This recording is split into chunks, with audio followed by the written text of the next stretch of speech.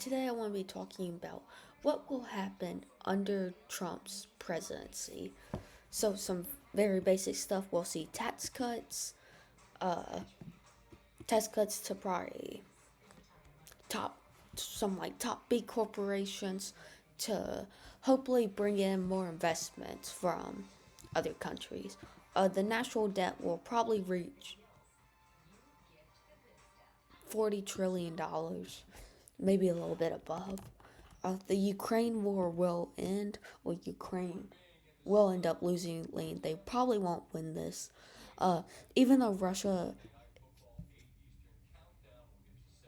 made huge advancements, they probably won't be pushed all the way back, and there's no way Russia's ending this war while losing land. Because they could always call in their ally Belarus. So I think in this treaty, uh, oh, sorry. Oh my god. Will this ad please go away? Uh, there are a lot of ads on this website, so I haven't really used this website a lot. So that's why it's so shaky. Thinking this treaty, Russia will keep, oh, uh, all lands that they have already conquered, or are currently being controlled by them. Maybe push it up a little bit. And then after that, we could see the annexation of Belarus into Russia, giving Russia a border with Poland, rising tensions. But Russia probably won't sign this peace treaty unless if NATO agrees to not allow Ukraine into NATO.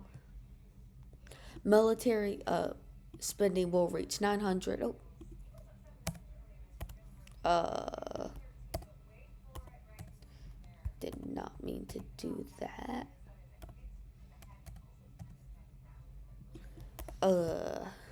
900 oh my goodness, billion to 1 trillion dollars of military spending. I do think Trump will try to hold this back, maybe even cut it down, maybe keep it around 860 billion, which is, I believe that's where it's around right now. Uh, to sort of go with his plan of cutting government spending. We will see Social Security cuts, or maybe age requirement raised for Social Security. Social Security is something that is troubling and that's hard to keep around, and that they can either cut it or they can have massive government cutting in other places. So no matter what, you sort of hurt people no matter what you do, but something that has to be done. So Trump probably will have Social Security cuts. Democrats will probably win the midterms. There's always a rebellion, uh, but I wouldn't be surprised if Republicans end up winning 2028 elections, though. NATO members will start spending more on their military because of Trump. He's obviously going to be saying all this stuff like, if you don't pay, then I'm not helping you. If you don't pay, I'm not protecting you. If you don't pay, we're kicking you out. So NATO members will probably start spending up to 3, 4, even 5% of their GDP on military spending.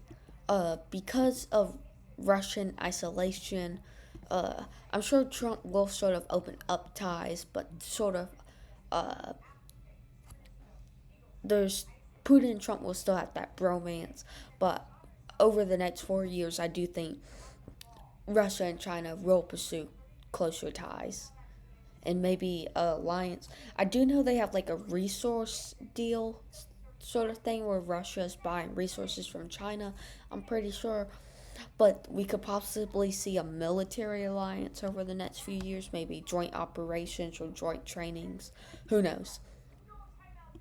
Israel will probably take over Gaza, but they will still be fighting other terrorists. And we just go down here into the Israel region. they're closing in on Gaza. I mean, Gaza is small.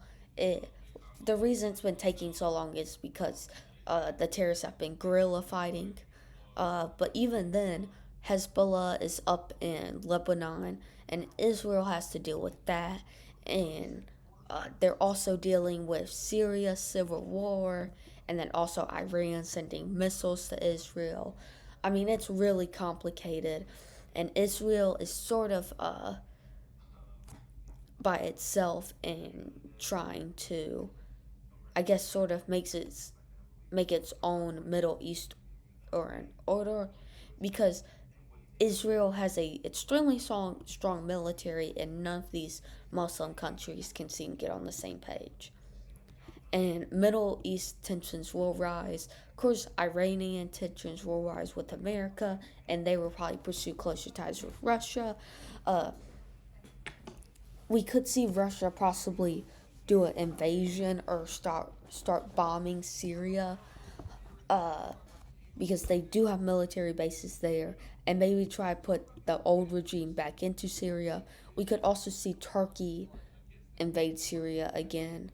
We could see Turkey, Israel, Russia, up to like three different countries try to invade Syria.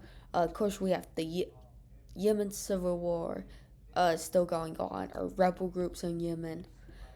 Iraq is also very unstable, and we're just gonna see these tensions rise and Middle East become more unstable. And yeah, that's what I think will happen. Basic stuff I think will happen over Trump's term. Thank you all for watching, and peace out.